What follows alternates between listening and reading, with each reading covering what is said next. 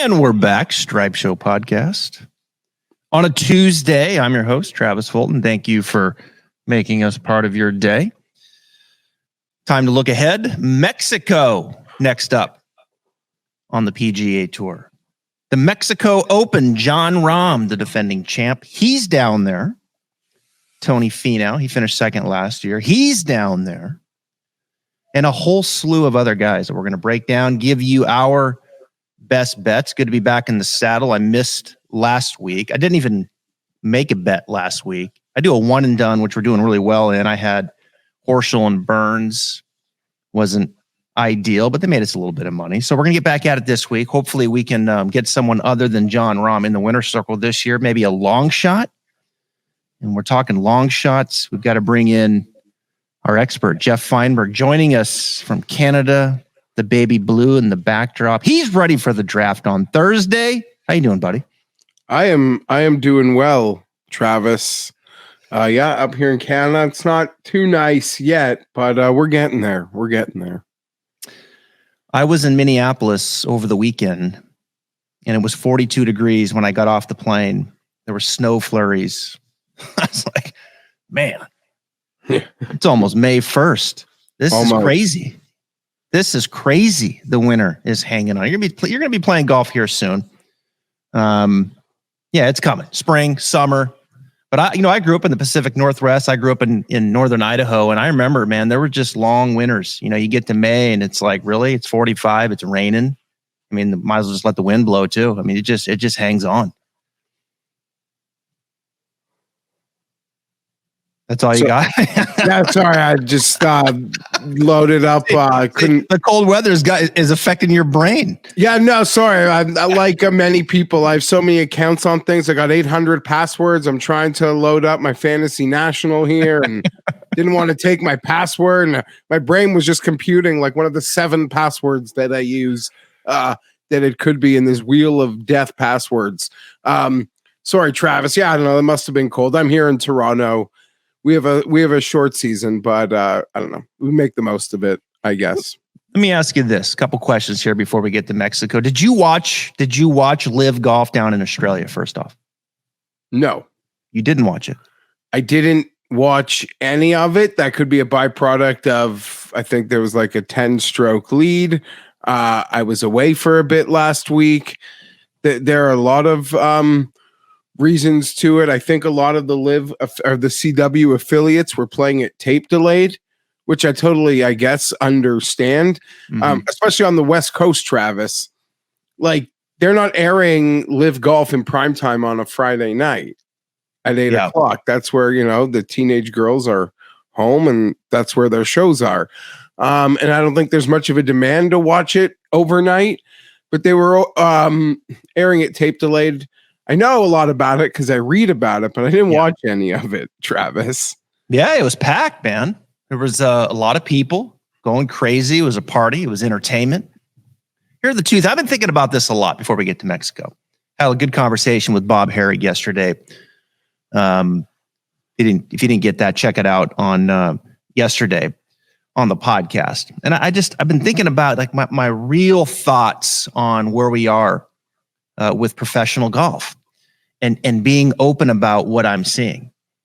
But the first thing that I've come to is that, look, LIV Golf, as Bob said, it's a taste thing, right? I mean, if you're into what they're putting out there, from leading obviously with the social aspect, the entertainment value, it's wide open, very casual. You got the players in shorts, you got music bumping, all of these things, right? It's as casual as it gets. I'm cool with that, right? I mean, it's another option for professional golf for the next generation. Look, at the end of the day, I'm a casual guy. I like to go out, listen to music, smoke a cigar, couple pops while I'm playing.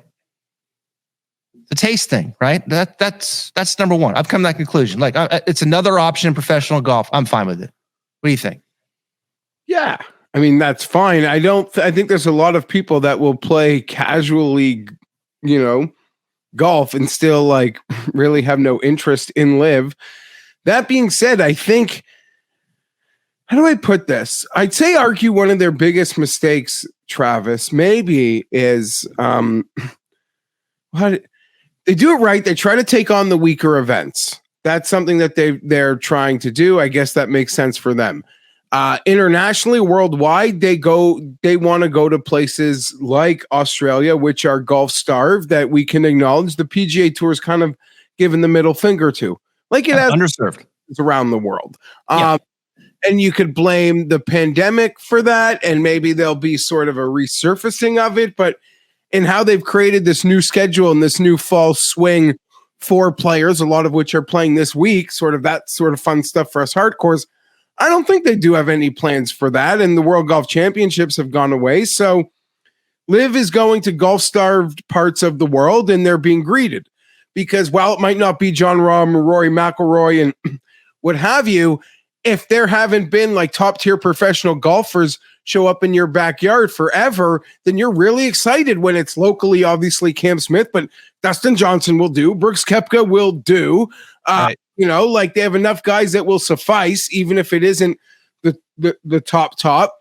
My biggest disappointment, Mark, would say maybe locally or in America, which I'll call locally in the LIV aspect of things, Travis, is they went to Orlando and Arizona, right? Like go to places in America that the PGA Tour ignores, if that makes any sense. Like why go to Florida? You know, I get like in the winter, there's only so many places I guess you can go, but they really should be going to the places worldwide where the PGA Tour has abandoned. Yeah. Whether that be in America or internationally. So that's, I guess, my thoughts on that. And if they do that, they can get a lot of crowds, I think, like they got this past week in Australia, where people are just starved to see great golfers in person. Yeah.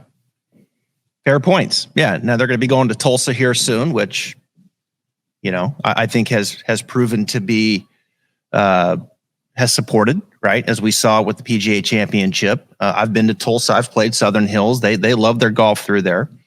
You know, DC, I think you could argue is a little underserved, even Chicago to some degree. So look, Boston. So there's some, I was disappointed they didn't put Canada on the schedule. I mean, if they came to Toronto, I'd love that. We get the RBC Open. I'm actually wearing the hat. That's in about 60 days, and it's at my home course, so I'm pretty fired up about it. Yeah. But I wish LIV showed up sometime this summer as well. I would go. There's a market for it. I'd check it out for sure. There's a market for it. I mean, there is. And look, I'm cool with it. Look, there's a market for it. And it's a good time. You lead with entertainment. It's casual, all those things. The taste thing. Some people are going to like it. Some are not. I think Canada's a perfect spot for it. You guys like to have a good time up there. We've seen it in the Phoenix Open and what it means on the PGA Tour one time a year. Now, here's the other thing that I've come to the realization with it also as well, is that as a core golf fan, that's not what I want professional golf in the end to look like. When I'm trying to watch the best players play at the highest level, compete, it means something to them more than money. That's not what I want the totality of professional golf to look like, right? And when it all boils down and who the best players in the world are and why, and watching them compete at their absolute peak and best performance. So those are kind of the two realizations as I've spun this around in my head. And it's like, look, there's a place for this. I think there's a need for it. I do think in the end, can it grow the game? Yeah, it probably can, you know, and there's a lot of people down there in Australia that probably never played golf before and went there and had a great experience. And so fine, you know, there's a spot for it, but you can't be all things to all people. That's not what, in the end, I want professional golf in weeding out who the best players in the world to look like on a weekend and weekend basis. Anyway, few thoughts. The other problem is, Travis, and we'll see what happens, but it has not been, it's disappointing that the very best players at LIV have had really bad seasons. Yeah. Fair. I don't think that helps. No. Now it's just, you know, halfway through a year, maybe they'll catch on later, but I mean, it doesn't seem like any of them came into the year ready to compete. And Right. people can maybe throw the Masters results at me, and those are wonderful. I think that was a lot of fun. I would argue the Phil Mickelson 65 Sunday at the Masters didn't even get enough play, despite all the play it got in the after effects. And will probably go down as maybe arguably like a top 5 best round in all of golf this year that didn't even result in a win. But I'd be also curious to see how LIV performs at the PGA Championship, because who performed well at the Masters that we all wanted to glom onto? A guy that's finished second and has always pretty much been good at majors, a multiple past champion, and Patrick Reed, another past champion. Like, it feels like I'm knocking them, but I feel like going into the next major, people will be like pointing to the Masters as C, but I don't know. They haven't proven enough to me yet, because the Masters can be a real comfort course for a lot of players who've played well there in the past. If a handful of them do what they did, if 3 of them podium in the top 5 at the PGA, then I'll have to shut up about that forever, I think. Yeah. For a while, certainly. I think you're going to have a mixed bag of that. You're going to have guys going through different phases of their career. Some are motivated, some aren't. I think that's the case on the PGA Tour as well. I think you have more room to be lax when you are on the LIV Tour, just because you got money in your pocket already. So look, there's I spent a lot of time thinking about it, but that's where I am on both of those. And when you're going to see the TGL Rory and Tigers roll out next year, you're going to see a lot of the big names playing in that. It's going to be an entertainment product. It's not, they're going to get paid, I'm assuming, a lot of money to do it, but it's going to be entertainment, and it's going to bring different eyeballs to the sport. And that's great. And I think those are good initiatives. That's kind of how I look like LIV. I think, it's a step further. It's on a golf course. They're playing a tournament. It's 18 holes. It's a shotgun. It's casual. It's this, it's that, blah, blah, blah. I get all that. And so great. It's not for everybody, but I don't mind it. I like the entertainment side of it. It's a little over the top for me, but I can also think it's true that that's not in the end what I want professional golf to look like week in and week out, when I'm trying to weed out who are the best players in the world and playing to their peak performance year in and year out. That's just my thoughts. Maybe I'm wrong, but that's where I'm at as we enter the Mexican Open. I agree with you, Travis. I think that's like the general sentiment. All right, let's go. You ready to go to Mexico down under? Let's grow the game.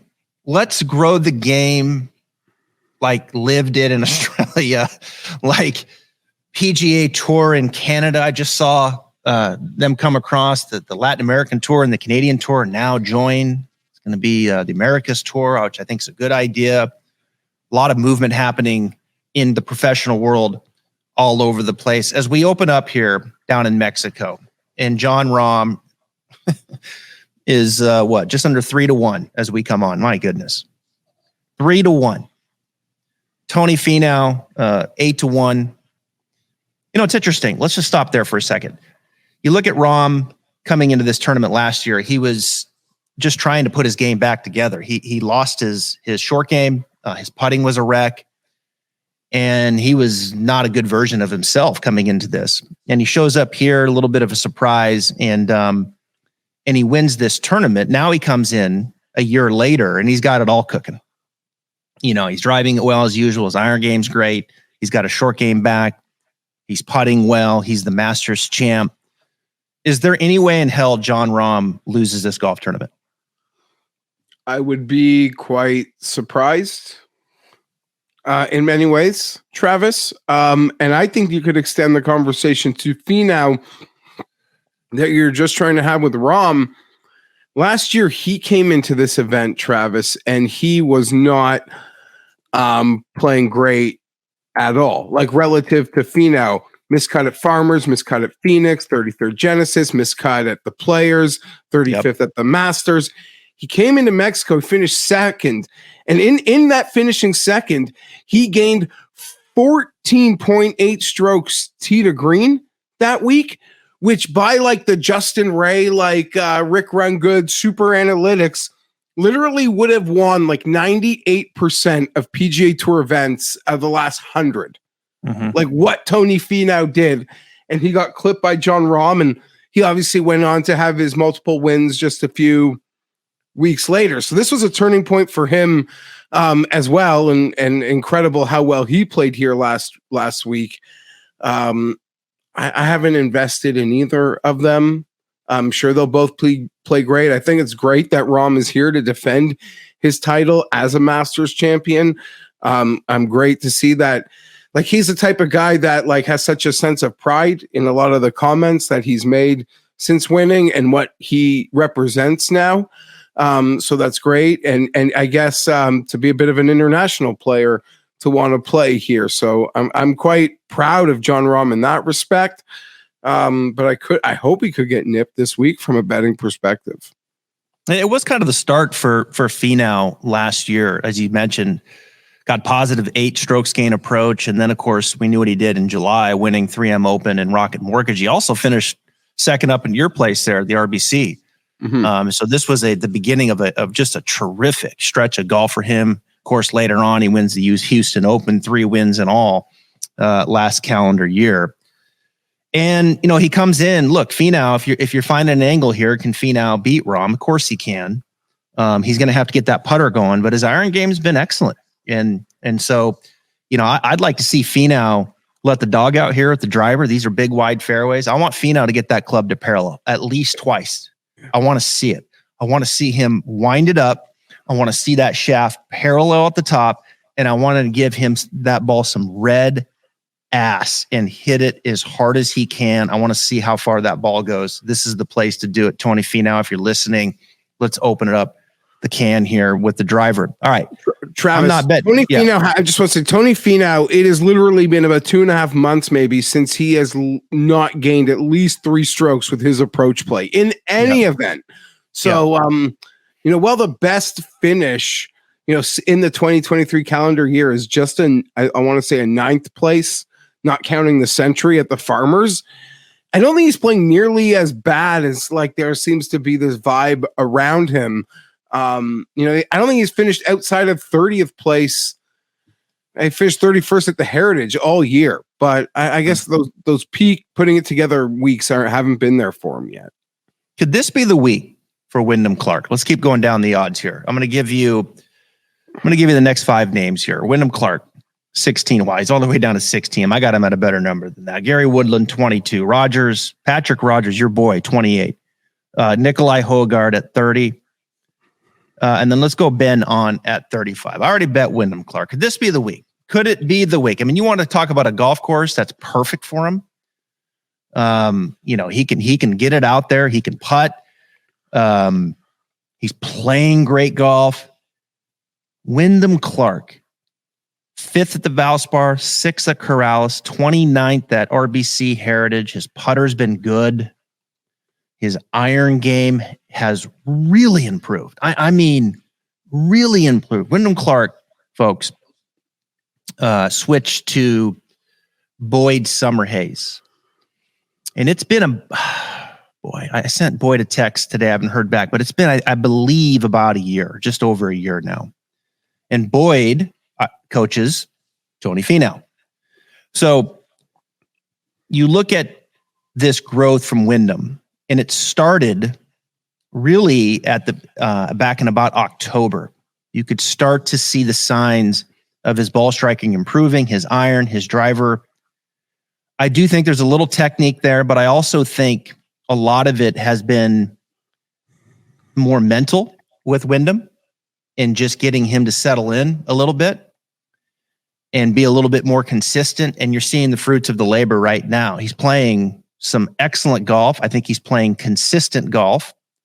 I think he's hitting the ball well enough to win. The question becomes, can he do enough to beat a Jon Rahm, you know, at a place like this where Tony Finau did a lot of good things and he couldn't beat him. But look, I got a better number at it. I know it's a tough pill to swallow, even in the low 20s. I don't Wyndham Clark, but I bet it. Let's get his first win. What kind of chance you give him? He's got quite a chance, especially if Jon Rahm isn't a part of it late on Sunday. You mentioned the consistency. It's actually like you wouldn't believe it unless you're staring at at the stats, how consistently he's been. He's second strokes gained total, just behind Jon Rahm in this entire field. Even ahead of Tony Finau. Tee to green third, approach third. Like the putting, Travis, he's gained strokes putting in now 4 straight events. If it's ever going to happen, it feels like this would be the week for him. If we were in the straight swing season right now, Travis, and Jon Rahm wasn't playing, Wyndham Clark would be 12-1. Yeah.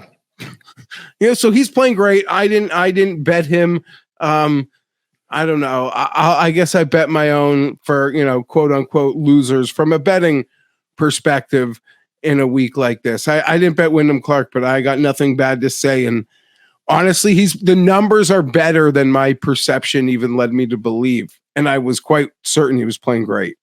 Well, Woodland's getting a lot of respect this week. He can get it out there with the length, got a little room here off the tee.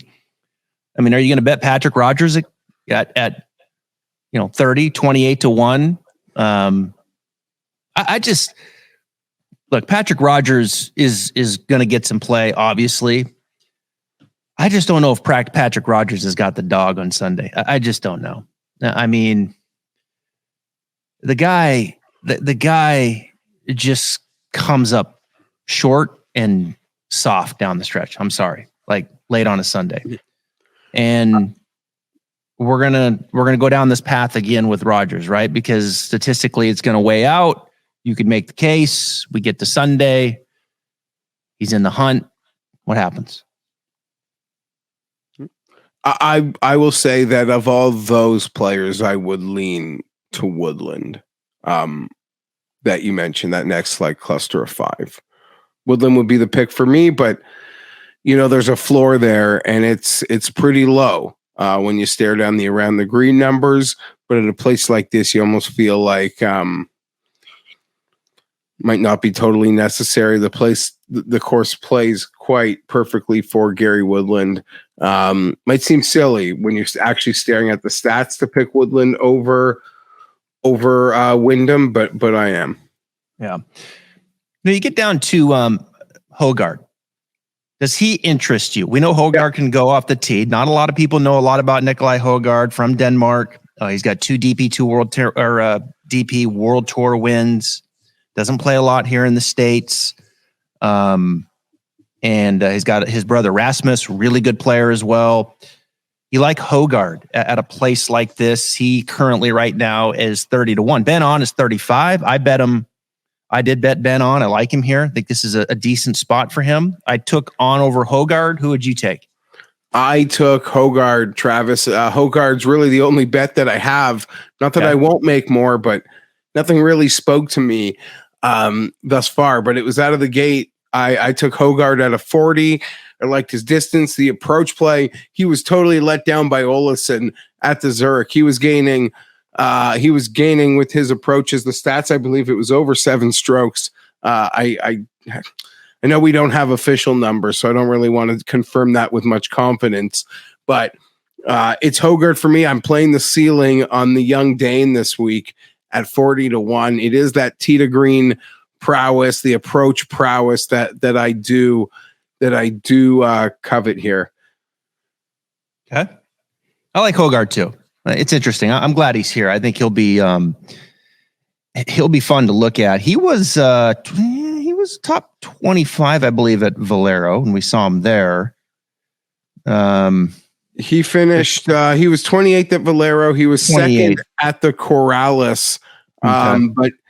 But he's found a bit of a comfort level. I mean, his strokes gained at the Corrales was incredible, and I believe this is another, quasi-coastal Paspalum course. So this should be a beautiful setup for Hojgaard. I've noticed he's so popular, though, Travis, in the betting community. This sets up for the 3 over on his front 9 Thursday, and then everyone who didn't bet him is laughing at me on the internet. So we'll see. I've been encouraged with Ben On. I liked him in Valero. I thought he played well. The putter kind of let him down. Still finished 6th. I sprinkle a little on Ben On, in the win capacity. So we'll see how that plays out. Now, Hostler's at 35 currently. We saw him play well with Wyndham Clark. They were a good team. Finished third at Zurich. Hostler, I don't know if he can do I don't know if he can do enough ball striking wise. And we know he can get his putter going, but I'm going to pass even him playing well last week with Hostler. I watched Beau Hostler, and I get the sense that he's trying to make some changes right now in his swing and kind of sniffing out some of the things that he's trying to do. I get the sense with Beau, he's trying to kind of get wider on the downstroke and those kinds of things, which is going to help his impact conditions so he can find a little more consistency with his ball striking. And that's a tough place to be, when you're consistently trying to smooth some things out, in particularly this wider action coming down, which can be difficult. I'm going to pass on Hostler. As I go down this list here, stop me with one that has some interest. McNeely, of interest to you at 35? Yeah, tempting. I don't think I'm going to get there though, but really tempting for me this week. But it's sort of a cluster of the guys in the next tour and the next group that I think will good chance to get my money. All right, so Steven Jaeger at 35. Okay, Alex, let's stop there. I didn't bet it. Okay. I wish I got one of the 60s or whatever that could have been 60, out there out of the gate. This to me feels like the guy that, how do you put this? This is the guy that it almost seems like the sports books do not want you to bet.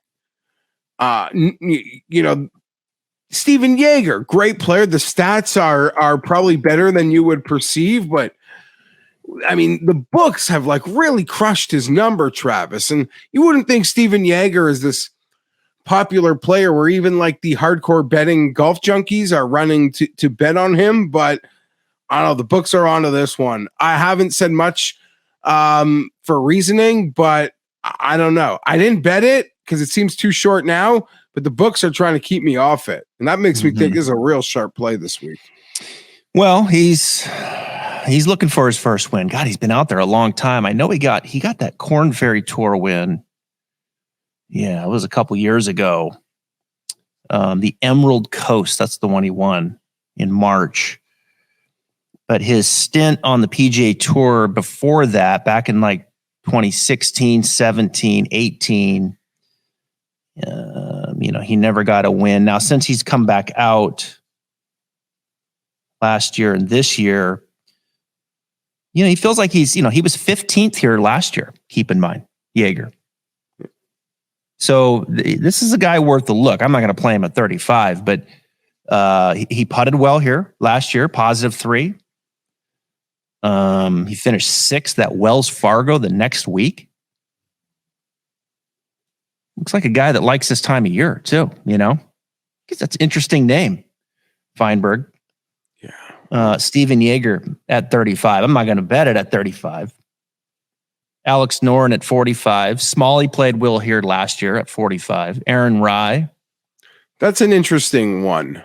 I know there's full on every time out now. People are Aaron Rye first round leader truthers, which seems to be a thing, how consistently he pops in that market. But he's done everything great pretty much except putting. So if he gets a hot putter, that'll last him through the week. That's a guy I am thinking about betting, Travis. Mm-hmm. God, Aaron Rye was 19th at the Players. That's a damn good showing there. Top 20. Valero, he's 28th. RBC, he's 48th. To your point, hit the ball well. Struggle with the short game and his putting. I don't think he need much of a short game here this week. I think these greens, this past Palom, a little bit slower, kind of vanilla. I feel like putting short game can be a little more neutralized this week. I think some length off the tee is key, and obviously you're going to have to go to town here and approach, and particularly probably into the mid-iron game. This course, 7,500-ish, somewhere in there. Yep. But yeah, Aaron Ryan's interesting. Yeah, he's interesting. If he can get that putter going, I think that's a valid point because it's only been going once in the last in the last 4 or 5 months. He's been living in the red. Grio 50, Ben Martins. He keep it going at 50. I bet Will Gordon. I bet Will. He's at 50 currently. Yeah, I don't mind Will Gordon at all. He's on a short list of guys that could fill in a card here. But as is that second name you mentioned just now, Travis Grillo. Yep. And maybe this should be a guy just never bet, but he's a guy that when he's showing form, I want to pay close attention to. Like last summer, he had second at the John Deere, second at the 3M, fifth at the Sanderson, fourth at the Zozo. Kind of just ran a bit of form, and then it all went away. And he had a seventh at the Heritage where he looked really good. Gained 7 strokes tee to green, 3 strokes with the putter. The win just feels like such a huge ask, but you just spoke about those mid irons, Travis, and how, if there's anywhere to be friendlier for guys that really do struggle around the green, this could be it. I don't know if I'm too early. Maybe some would say, let's just see a little more form out of Grillo. But last year, he likes to ride a little bit of form. It looks like he found something at the Heritage. What an enormous ask, though. Jeez. But he is one like Will Gordon that I am like Will Gordon, like Aaron Rye. As I mentioned, I've only bet Højgaard. So there's 2, 3, maybe 4 bodies in this 50 to 70 range that I could, bet this week. And I am staring at him. Well, Grillo, he's respectable off the tee lengthwise. I just pulled up his last 100 rounds in this field from 150 to 175. He's third. Yeah. His proximity over 200 yards. He's 22nd. He takes care of the par 5s. There's 4 of them, including 3 on the back 9. He gets a lot of opportunities. He's 6th in strokes gain off. I'm telling you, I had him circled too. It's funny you stopped here because I'm a little bit more bullish on Gordon, but I do have Grillo circled. I haven't went there yet, but I probably will now. My fault. The only problem with Grillo, and those of us that have been through this ringer quite a bit, Travis, there's just going to be this 12-foot putt with some break on the weekend that he thinks he hit absolutely perfectly off the face. It's not going to go. He's going to stare at that hole. He's going to give it the middle finger. And then it all just kind of can be a spiral after that. But hey, I'll do it. I'm in. I'm going to bet it. Grillo. Me too. Yeah, me too. 55s. Oh, yeah. You sold me on these. I mean, on that approach versus this field. That's what I got to bet on. And that's what I had that pulled up with Will Gordon, the two together. And I think I'll play it too. We're both on Will Gordon, because I've seen him in a few places this week, and I don't mind it. I bet him. Yeah, I bet him last week with Davis Thompson at 100 to 1. Not that that's any bearing on this week. I think Gordon is a nice version of himself. He didn't play. I had him pulled up here. Hold on a second here. Where'd he go? I got to get that page back up here that I had. So Gordon, he didn't have it at Valero. Everything was just kind of meh, missed the cut. I liked what he looked like at Valspar. Didn't do a lot with the putter. Made the cut of the Players. And I like his length off the tee here, and I like his ability here was just kind of the vanilla around the greens and putting. Like, I feel like he's the kind of player that could pop here that normally wouldn't pop, but considering the type of golf course that we have here, he checks the box with the length off the tee. I think he's a good enough iron player. I think his iron game has been improving since he got onto the PGA Tour as he's gotten more confident. It's a weak field. I know that Rahm is there, but I feel like this is the kind of venue around the green and on the green that he could have that special week and give me a positive 4 or 5 in putting. All right. So you're gonna bet Griot and not Gordon. I might bet them both. I might bet them both. I think Gordon's got a little dog too. I like Will Gordon. He's impressive to me. I listen to him. He's a guy that I think has. All right, let's keep moving. Bramley, he's going to get some play because he can bomb it off the tee. 55. SH Kim's interesting to me too at 55. Very underrated. Almost feel like this. I could do this Jagger rant again, Travis. Yeah, I like SH Kim 55-1. You see one person with a bet on this guy. I like the game. I bet him a couple weeks ago where he had that great little showing, especially on Sunday. Would that have been Valero? Maybe not. Maybe it was before then. Nonetheless, yeah. I don't know. This one I'm like going to double back around on, Travis. I need to read more into it because, and I would line shop it, but I'm not done with SH Kim yet. SH 15th at Valero. Yeah. 45th at Valspar. Had a nice, decent West Coast swing. You know, he popped at Sony too. I remember he was, he was 12th at Sony. Then decent West Coast swing. Yeah, he's got a lot of good. He's doing a lot of good for sure. Certainly look for him to make the cut. Can he go up there and win? To your point, you probably want to go back around on that one. Luke List, 60. Lee Hodges, 60. His putting coach just in the studio a minute ago. He just left. Garrick Higo, 60. Matt Wallace is interesting, isn't he? He's 60. He's starting to turn it around.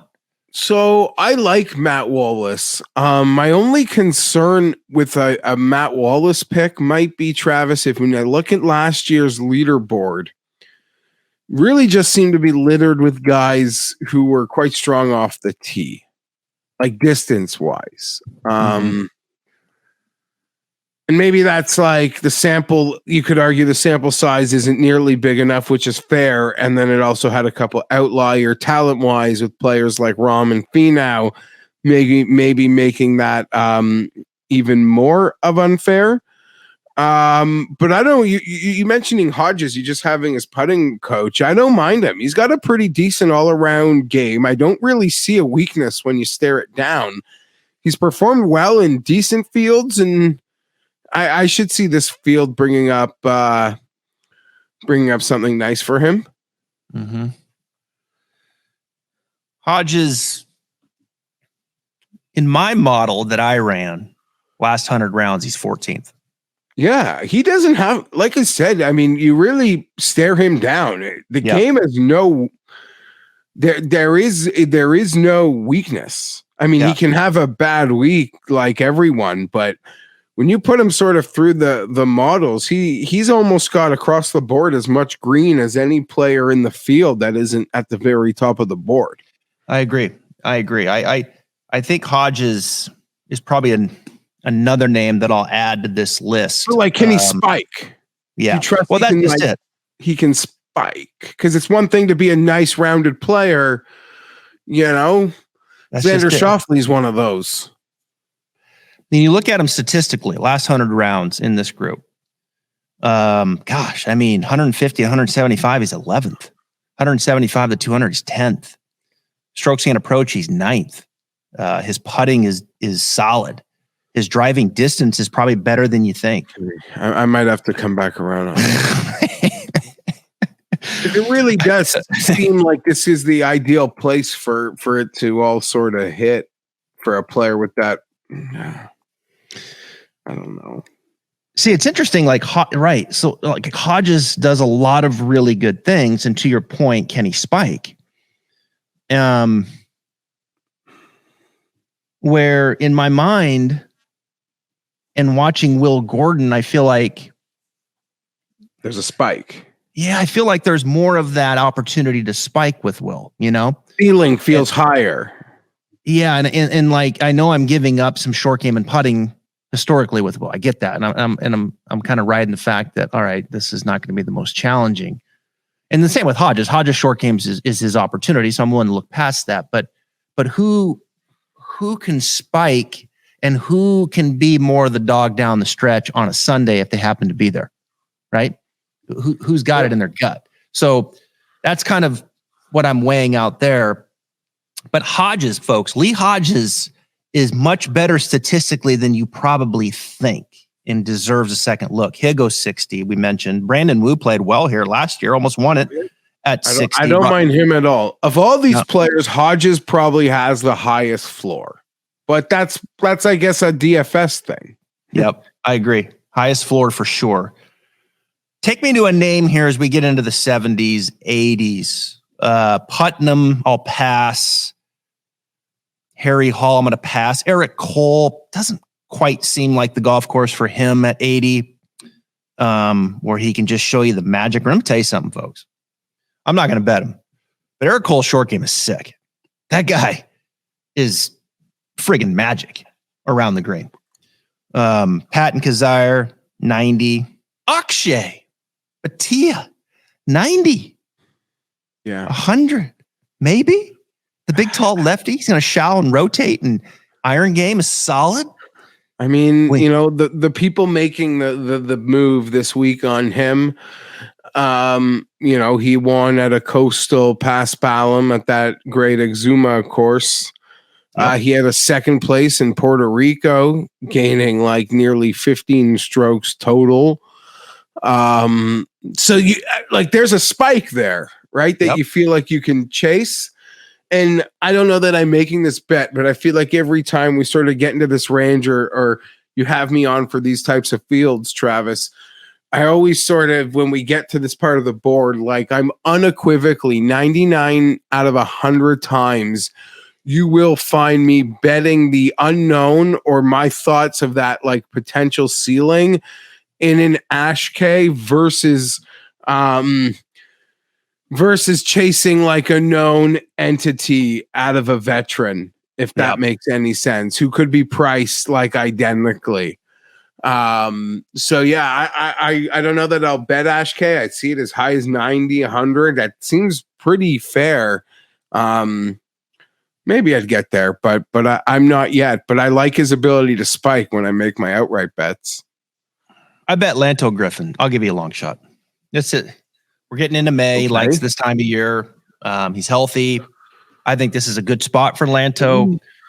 And so sign me up for 100, 110 here plus for Lanto Griffin. You look at how he breaks down here. I had it. Well, here he is.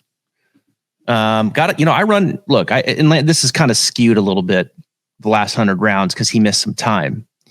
But you look at just overall Lanto's skill set. Okay, I'm just going to go skill set here for Lanto. I think it's a good spot for him. I really do. I think he's got enough length. I think he takes care of the par fives. I think he's a really good mid-iron player. I think he gives himself a lot of looks. His weakness is a short game. I'm willing to look past that. He was 15th here last year. He knows how to win. Won at Houston. Long shot. Got to find an angle. Give me Lanto. Yeah, I'm looking at that performance here from last year, and he ran a performance here last year into a top 10 performance at the Wells Fargo. Yeah, next week. Yeah. Yeah. I can see that. He gained, did quite well with his approach and his tee to green here a year ago. Sort of on no one's radar, right? Because he was out for so long. I think a very commendable 15th finish at the Valero, and then just sort of bottomed out at the RBC Heritage, but he's obviously still working through some things. Will not be tailing, but that's just me.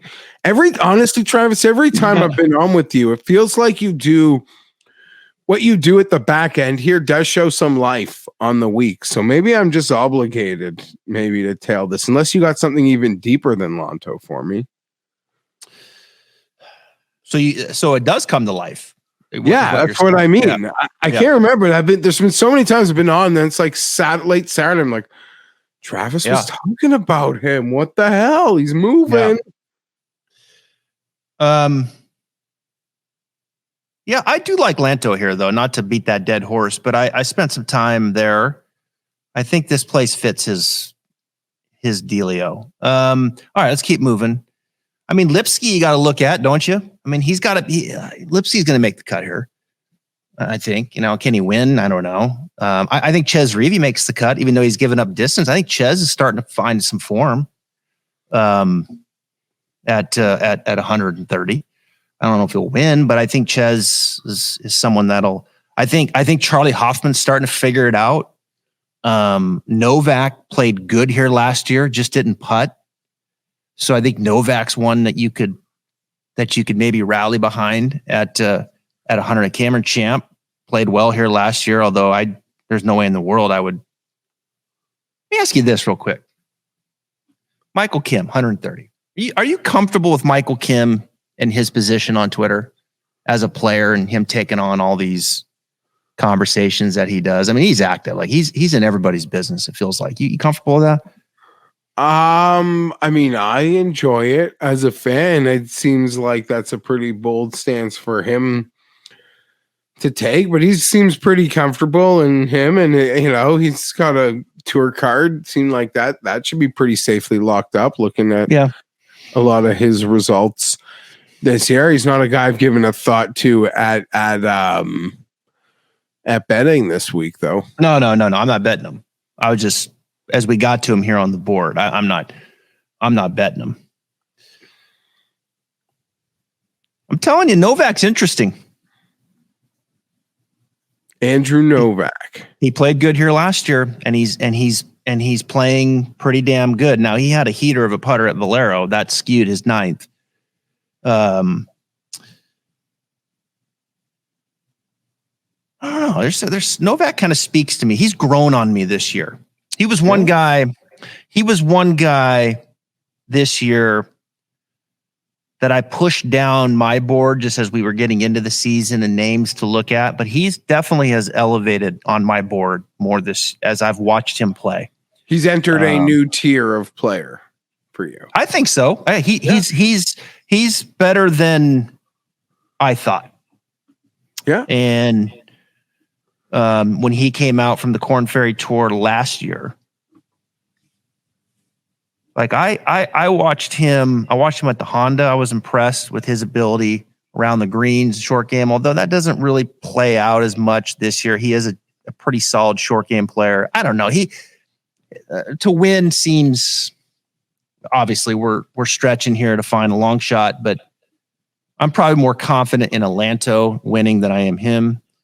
Let's keep moving down here. I had one more circled. Hold on here. There's Sig, Eckroat. Nunez is interesting. Augusto Nunez, Doug Gim.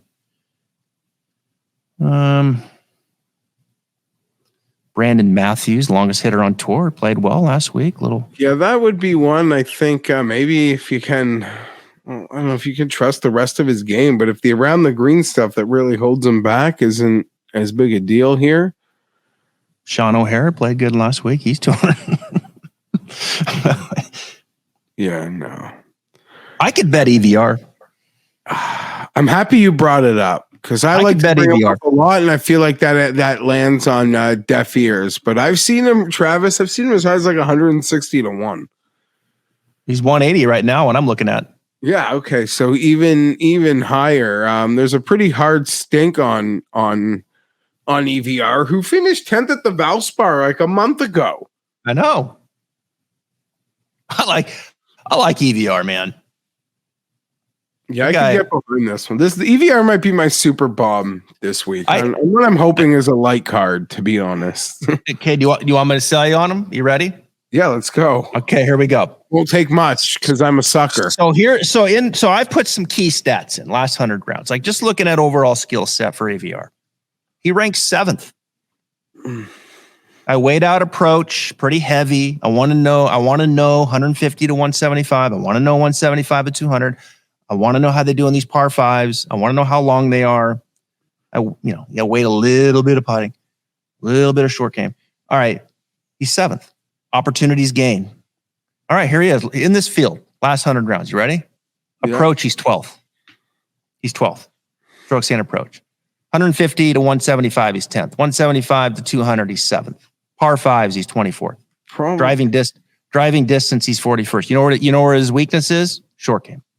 Yeah. So I'm Geoff, I've pushed it down. I've pushed short game way down this week. I would say this. He's probably the only guy in the field that I bet, well, I probably bet him at an embarrassingly short number.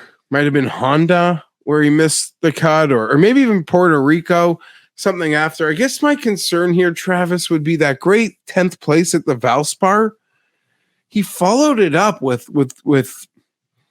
pretty much just 2 missed cuts at Valero and Heritage. But yeah, well, there's enough there. I would do this at 180 to 1. Don't let. We're talking about EVR. You spoke to me a couple years ago. You said something to me that has a lot of value, I think, when you're picking names. You got some guys that need to play their way into form, right? You got some guys that are in and out of form quick, right? You got some guys that kind of work themselves up into it, but then some guys can just pop. And I think EVR is like one of those guys. Look, he can miss a couple cuts. He can miss the cut at the Masters and then come back and be 10th at RBC. Early in the year, he can miss the cut. He can go 3 consecutive missed cuts and then go 7th. You're right. I see this. He missed the cut at I think in Mexico in the swing, and then he finished 6th at the American Express. He missed the cut at the Honda the week before his 10th place at the Valspar. Right. There you go. Yeah. He's that guy. Yeah, you're right. He's one of those dudes, man. I don't think much weighs on him. He's been on the podcast before. Player. He's not a form player. There you go. That's what you said. Yeah. Not a form. I would say this as elite, as fans of higher end players would recall, from a super elite standpoint. Well, maybe super elite might be too much credit, but it's multiple majors. Martin Keimer was like that. For such a great player, he could win with no form.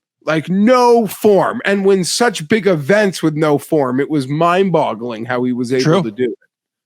Do you have more faith in EVR or Brandon Matthews in this?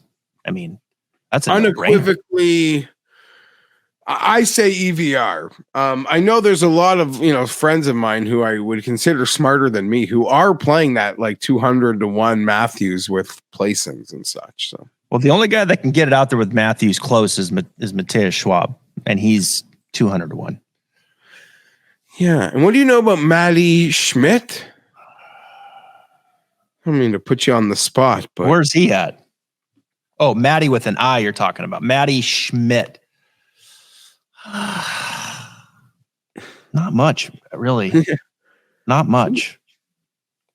He's another one I've heard some steam about this week. He's at, what is he at, 220? Yeah, between 150, 200. The German.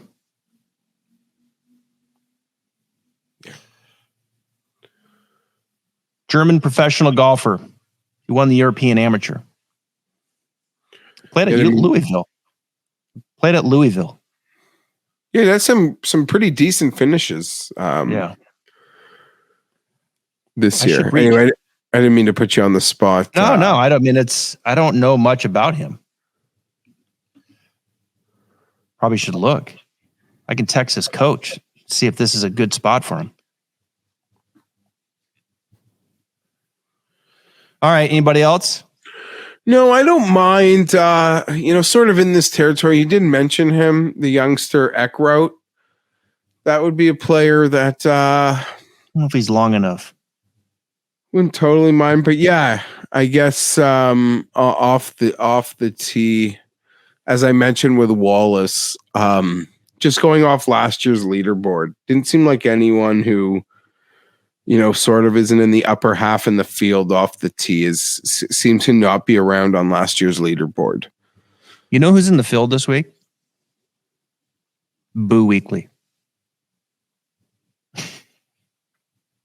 Interesting. Didn't he get screwed last week at that Corn Ferry event with the shuttle controversy? That he got the penalty stroke. Yeah. Do you know what I'm talking about? Yeah, I read about it. Was that Boo? I don't know. I think, or maybe I just read it was a comment. I don't know if that was Boo. Boo Weekly in the field this week. DJ Trahan's in the field this week. Jeff Ogilvie in the field this week. Dirt McGirt in the field this week. Oh, man. Tommy Gainey in the field this week. Adam Long. I did a piece with Adam Long that aired last night on the Golf Channel. We did it months ago, and they aired it last night. A little insight to what he works on. I don't think he's long enough this week. Camilo's in the field this week. I remember. Yeah, I can't go all the way down there. All the way. All right. That's as far as I'm going. I'm going to look at Novak a little bit closer at 130. But I am on Lanto. And I think I've got I like these fair amount of 60s and 70s into the 50s that we got. Okay, I'm excited. I'm excited about Will Gordon. I think I'll sprinkle a little on Griot. Okay. And I'm excited about Ben On. And I hope Wyndham Clark wins. Personally, I hope Wyndham Clark wins. I hope he gets a win. I think Wyndham Clark was an underachieving, really talented player there for the longest time. Kind of ran hot, and I think now he's put a lot of work into this thing, a lot of work. And I really think he's kind of coming into his own. I'd love to see Wyndham get in the hunt and beat a player like a Finau down the stretch. I think that'd be huge. You know, can he beat Rahm down the stretch? That'd be ideal. But man, he's got to be licking his chops. Hopefully he can just settle in and play. All right, Geoff Fienberg, who are you going to draft first round? Chargers, real quick. Real quick. Receiver or tight end, Travis. I think I'm going to get a fun toy for the offense. Yeah, receiver, tight end. I'm excited. Yeah, you got to get Herbert some weapons. Some toys. I don't know. I feel like, last time I was on, we made the Sam Burns, Patrick Cantlay bet, and Sam Burns ended up winning the event, by the way. So good to you on that. I've hit every Burns ticket. I've been touting. I bet Burns damn near almost every week, but I had him at that was 50-1 Burns to win that. 40, 50-1 at that at that match play. Yeah, I had Burns over Ricky. That was my bracket. Always get me. Anytime we do anything, you get me. The Mariners and the Blue Jays in the playoffs last year. I think the Seahawks and the Chargers played last season. Never gone my way, Trav. Has not gone my way any. Well, you think of a bet that you are interested in, and we'll double down. Right? I don't know. Will you want to do like McNeely? No, Mariners are in Toronto over the weekend. Okay. Whoever wins a 3-gamer? Yeah, best of 3, $20. Best but of also, 3. like, I don't know what to offer you. Like, would you want a piece of McNeely versus On? Oh, this week, I see. Okay. Yeah, I'll take that for sure. I'll take On over McNeely. Okay, so we could do... I'd do both. I'd do McNeely versus On and the winner of the best of 3 weekend series here. Teoscar coming home. I feel like that's gotta, like, in football, there's like the revenge game. That's gotta be a revenge game for the Blue Jays after that embarrassing postseason exit. So I really hope you come up short on that one. I'll be indifferent if On beats McNeely, but I'll be quite annoyed if the Mariners come and take care of the Blue Jays this weekend. Well, we're reeling right now. We're not exactly playing great baseball at the moment. It's been frustrating, to be quite honest with you. Teoscar's finally starting to hit. I think he's going to be fine. But this, like, we're trying to take the next step and get past the Astros, right? And we go into this offseason with no DH, or go into this season with no DH and a second baseman that I think is scared of his own shadow at the plate. I mean, it's bad at the bottom of the lineup. And then you consider some of the pitchers kind of, I don't know. It's tough in Seattle in general, but it's really tough in April, because it's cold, the ball goes nowhere. And so historically they get off to a slow start, but I just have a bad taste in my mouth with the DH and the second baseman. I just spend some money to get over the top at the bottom of the lineup. That's where I'm at. Okay. And I selfishly, because I've kept you long, but now I selfishly have to ask what the Seahawks are doing at 5th overall. I think it's a great question. They have another first round pick too, right? They do. Yeah. They have 2 first, 2 seconds. Thank you, Russ. Oh, wow. Yeah. So what'll be a great weekend for Seattle. I mean, yeah. And the Kraken just beat the defending champs Avalanche. It's 2-2. Yeah. I mean, they're giving them all they can handle right now.